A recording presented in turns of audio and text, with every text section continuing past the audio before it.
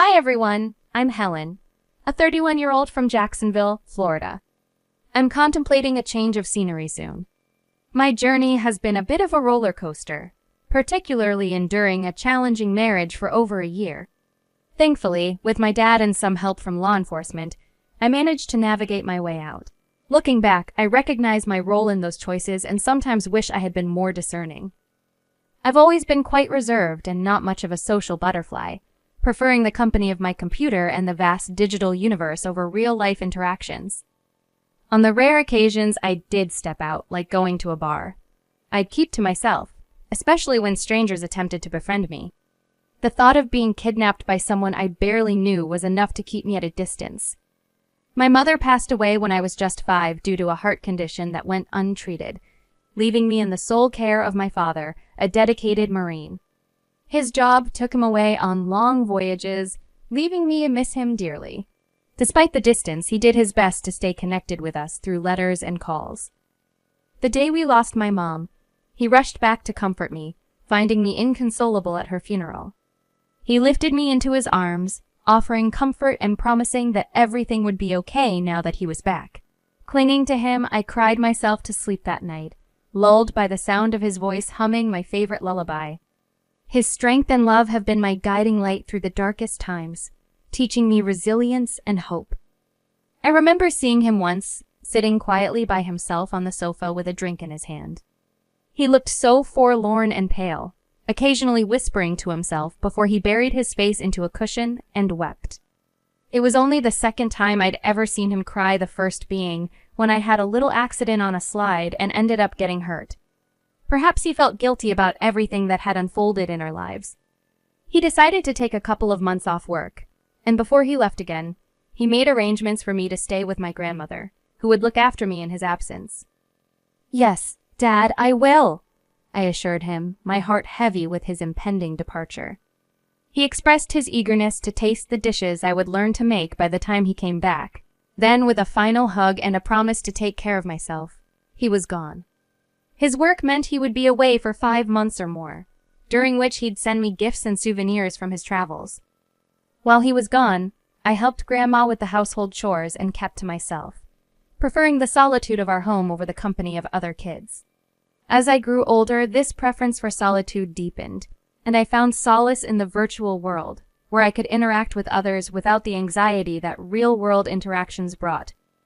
The internet became my window to the world, a place where I could explore endless stories and connect with people on a level I found both exhilarating and comforting. I didn't need to face anyone directly. I could share my thoughts, feelings, and interests anonymously, finding friends who understood and accepted me. Through these digital connections, I encountered diverse cultures and perspectives, realizing how much we all have in common despite our apparent differences. The internet bridged the gap between continents, making the world a smaller, more interconnected place. During this virtual exploration, I met Joseph, a streamer. Our friendship began with chats and progressed to video calls. Though we both kept our identities somewhat concealed, I wore a Batman mask, and he used a scarf and a beanie to obscure his face. "Hi, Helen. It's great to finally see you," he greeted me during 2 of our calls. "Hello, Jose. Nice to meet you, even if it's just virtually," I replied, my voice tinged with nervous excitement. He assured me it was normal to feel nervous, but promised it would get easier with time.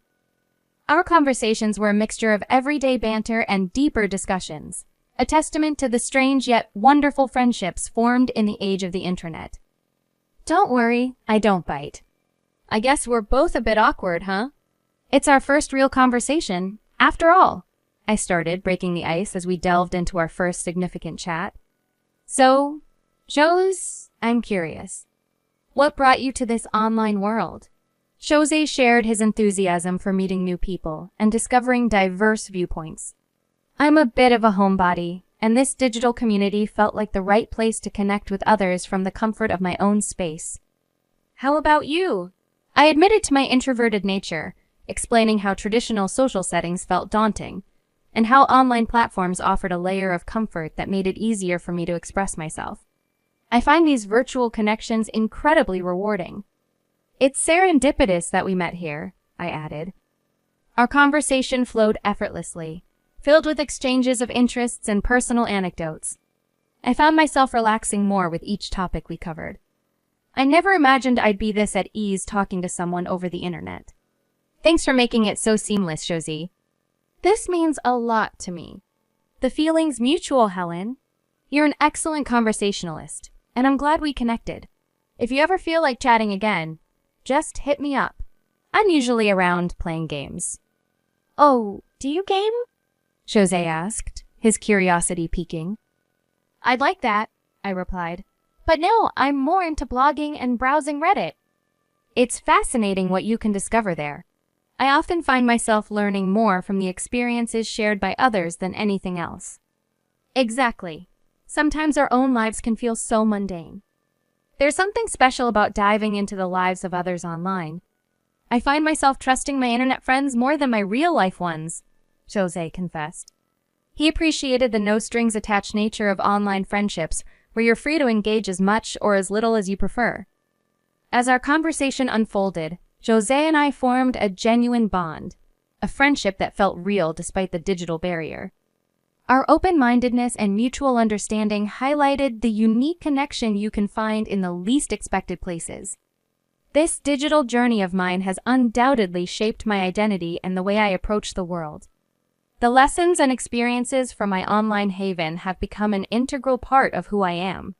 However, my dad, ever cautious, would likely disapprove of these unseen friendships.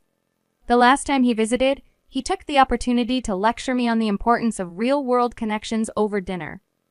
"How are your studies going, Dove?" he had asked, unaware of my recent graduation, a milestone he missed.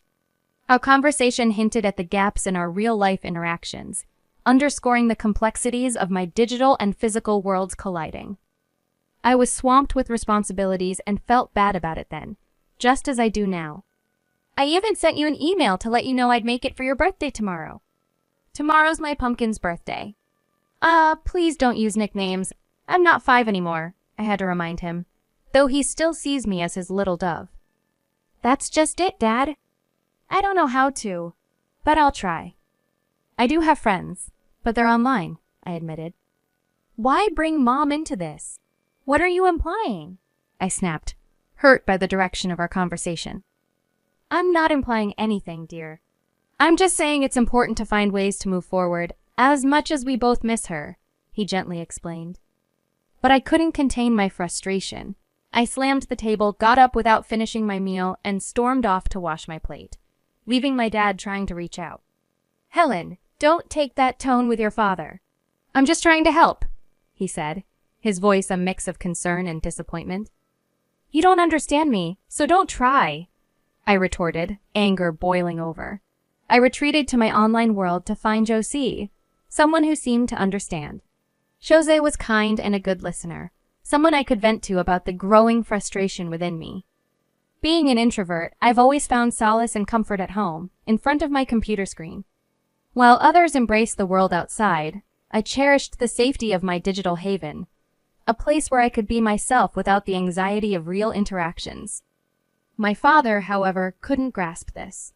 He believed my preference for online life was limiting my personal growth and insisted I experience the world beyond my comfort zone, a thought that filled me with dread. I shared my worries with Joseph, hoping he'd grasp the situation I was in.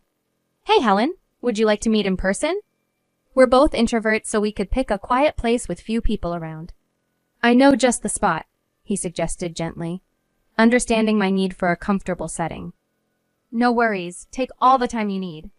I'm here whenever you're ready. Here's my address. You're always welcome, Joseph offered, extending an invitation with patience and kindness. Why are you so nice to me? I'm practically a stranger. I couldn't help but wonder aloud. Because I genuinely like you. It might sound odd coming from me, but I'd love to get to know you better. Whenever you feel the same, you know where to find me, he responded with sincerity, making my heart flutter with a mixture of surprise and curiosity. The thought of stepping out into the real world to meet Joseph was daunting. Yet filled with a blend of excitement and anxiety, I found myself outside his home, ready to face the unknown. He lived surprisingly close, just a 35-minute drive away. I gathered my courage, took a deep breath, and knocked on the weathered door. It creaked open, and there was Joseph with a welcoming smile that immediately calmed my nerves. He was charming, and his home, though modest, radiated a warmth and genuine character. The cozy interior, adorned with beloved books, board games, and his personal workspace, spoke volumes about his personality. "Welcome to my humble abode," Joseph greeted, his voice filled with an eagerness that made me smile. "Your gracious presence brightens my day." I chuckled at his gaming lingo. "Thank you. It's quite a cozy place." "Do you live here alone?" "No, my princess. I share the house with my mom. She stays downstairs, while I have the top floor to myself." "Let me give you a tour," he offered, leading me through his space. As the day unfolded, we engaged in deep conversations, shared laughter, and discovered even more about one another. Meeting Joseph in person added a new dimension to our relationship, deepening the bond we had formed online. His kindness and authenticity were even more palpable face-to-face, enriching our connection and making me appreciate the person behind the digital persona even more. Josie's unique humor and genuine nature drew me closer to him as we spent more time together. One evening, as the sunset painted the sky with shades of orange and purple, he suggested a walk in the nearby park. I found myself eagerly agreeing, my earlier nerves melting away into comfort and ease. Walking with him felt like a natural continuation of our online conversations, now enriched with the immediacy and depth that only face-to-face interactions can provide. During our walk, I confided in him about not celebrating my birthday, explaining how a recent argument with my dad left me feeling too unsettled to face any celebration. "I'm really sorry to hear that, but I believe he'll understand in time. He's your dad, after all," Jose tried to comfort me. However, as Jose and I grew closer, I began to see another side of him. Despite his sweet words at first, he became possessive and jealous once we started dating. He demanded constant communication, reacting with anger if I spoke to others. His claims of love and protection seemed sincere at first, but I soon questioned why I had so readily believed him. To my dismay, I learned his mother disapproved of our relationship. Knowing she harbored negative feelings towards me, someone she hadn't met, was disheartening. I struggled to understand her stance, given the genuine care and love Jose and I shared. His close bond with his mother was clear, and while I respected their relationship, it introduced a wedge between us. Despite Jose's assurances, I felt like an outsider, caught in the shadow of his mother's disapproval. The most confusing aspect was her contradicting attitude towards our future. She seemed to push for our marriage, perhaps seeing me as someone who could cater to her needs, given my lack of family support. This perspective was a stark contrast to the understanding I sought from a potential mother-in-law. Not every parent is perfect. Look at your dad, for instance. "At least my mom cares about me," Jose would say, failing to see how his words stung. His remarks about my father not loving me were especially painful. "Please, Josie, it hurts when you talk like that." "You know how complex my relationship with my dad is?" I pleaded, seeking empathy.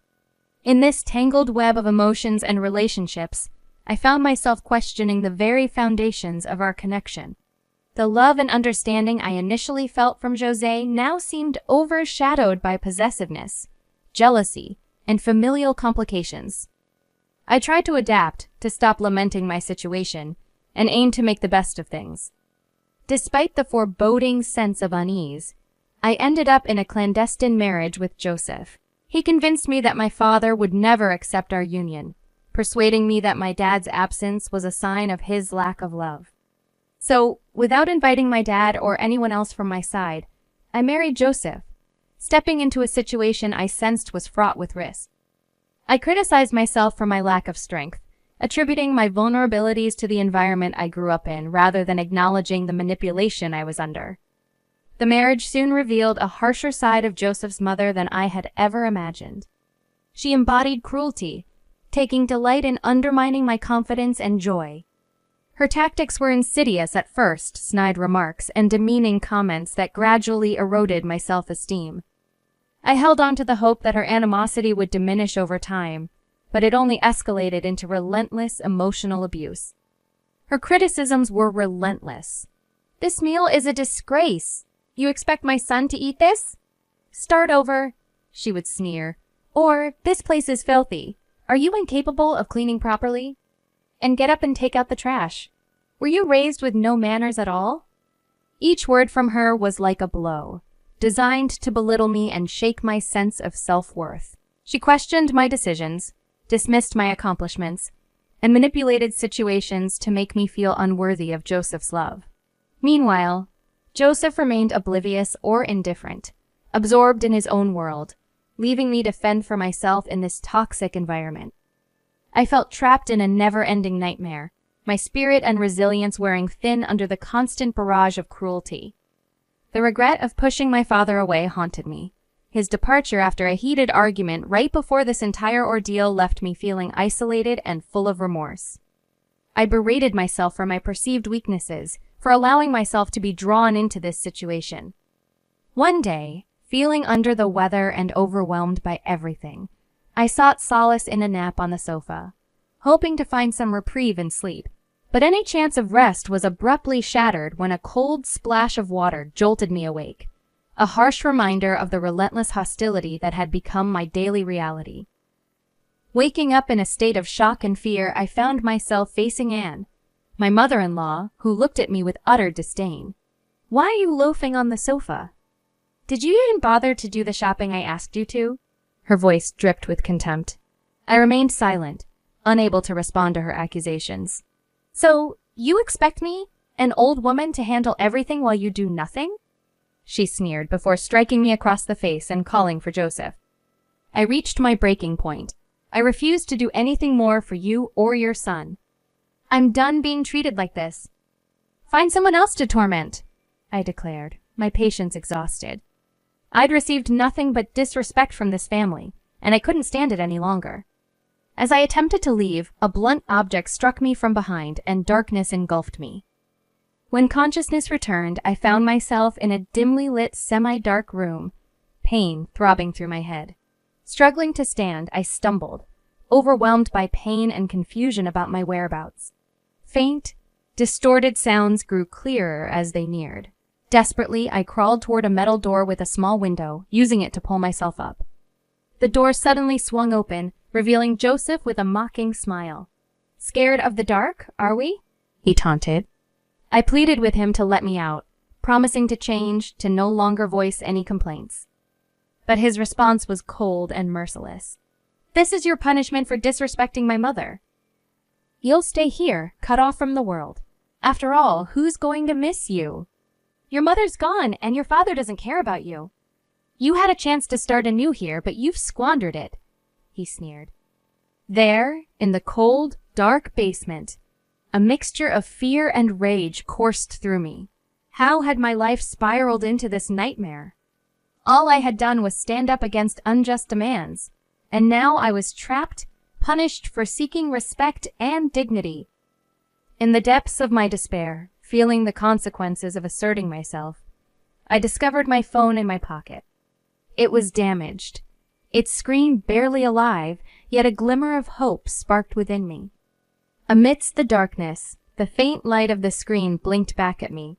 With my father's number etched in my memory, I dialed it, my hands shaking and tears blurring my vision. I recounted my ordeal through a trembling voice, clinging to the slim chance that he could rescue me from this terror. 3 days later, as despair nearly claimed me, the sound of a car outside signaled a sliver of hope. My heart raced as I listened for the footsteps approaching. The door finally opened to reveal my father, a pillar of strength and resolve. The sight of him flooded me with a mix of relief and disbelief. He had come to my rescue, bringing police officers with him. Jose and Anne were quickly apprehended, their feeble attempts to deny their actions falling flat. "You have no idea what's waiting for you in court," my dad declared with rightful anger. Despite their protests and excuses, their fate was sealed. As my dad led me out of that dark, confining space, I felt a surge of courage and resolve. The harrowing experience, though far from easy, had revealed an inner strength I didn't know I possessed. With my father's steadfast support, I emerged ready to face any challenge that lay ahead. I resolved then to always stand up for myself, to never again let anyone silence my voice. The hope for justice burned within me, a wish to see Jose and his mother face the consequences of their actions. I decided to start anew, leaving Jacksonville for Augusta, Georgia with my dad, seeking safety and a fresh start away from the memories that haunted me. This ordeal also taught me a valuable lesson about the dangers of trusting strangers online. A lesson I'll carry with me always.